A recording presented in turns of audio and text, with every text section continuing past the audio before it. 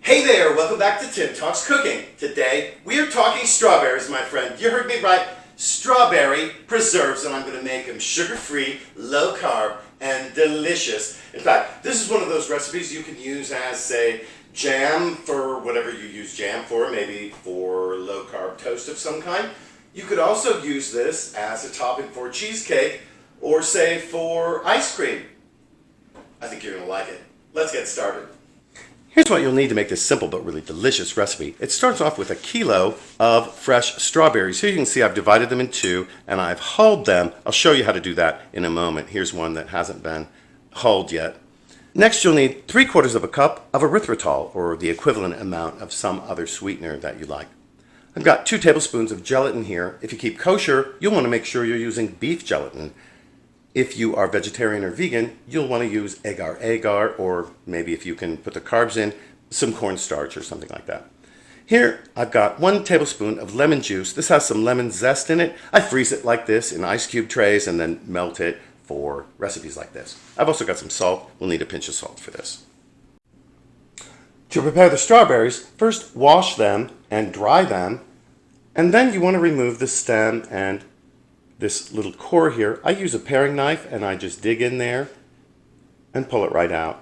Nothing to it. See, I'll do it one more time real quick for you. We don't want to lose much of the strawberry here. We just want to get rid of that stem.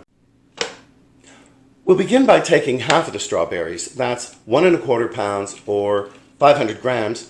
And we're going to make a puree out of them very simply in the food processor. Stop occasionally to scrape down your food processor bowl, or your blender if you're using a blender here, just to make sure you get everything smoothly blended. Next, we're going to add a few of the other ingredients here. First, a pinch of salt. Next, we'll just sprinkle that gelatin in there. And then our sweetener. I'm going to dump it in, and we're going to blend it here in the food processor before we bring it over to the stove. Transfer the mixture into a medium-sized saucepan, and we're going to go over to the stove and bring this to a simmer. Over medium heat, you want to stir the mixture frequently to make sure that it doesn't stick to the bottom or burn. You also don't want to heat this too fast. Don't use too high a heat, or that will definitely happen.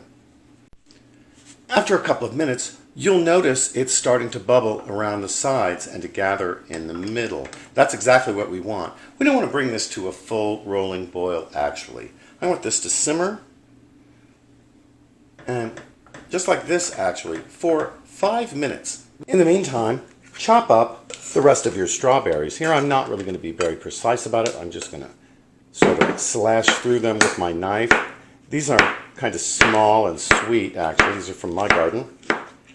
And I'm not going to take the time to slice them individually. Here I just want a rough chop.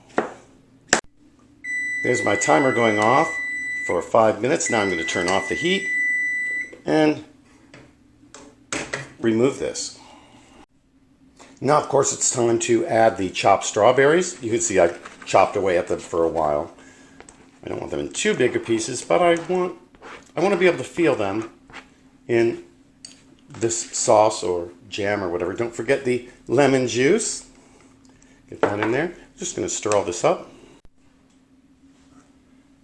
And here's our finished sauce. You'll notice that as it cools, it starts to thicken up fairly quickly. Before we put this into mason jars, or really whatever container you like, you could put this into plastic. Let's just go ahead and give this a taste for sweetness and to see if we need to add any salt. If you'd like it a little sweeter, this would be a good time to add some more sweetener. For me, this is just fine. You might want to add a little salt too. For me, I think this is really good. Of course, use freshly washed, sterilized mason jars for this if you're going to use mason jars. If you're using plastic containers, you want to make sure they're nice and clean. And here we're just going to pour them in using this canning funnel so I don't make a mess, or not much of one anyway. And then on to the next. As you can see, this recipe makes 2.5 pints of this strawberry sauce, strawberry preserve. Make sure you wipe the lip of the jar before you screw on the cap with the lid, just like that.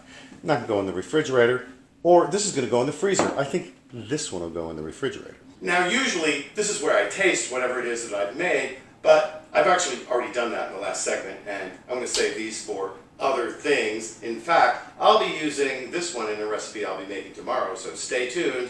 Anyway, listen, thanks so much for joining us here today at Tim Talks Cooking. I hope that you'll try this recipe, and I also hope that you'll like, share, especially on Facebook, comment, and subscribe to my channel. It helps my channel grow, and it helps you find my videos, especially if you click on that notifications bell.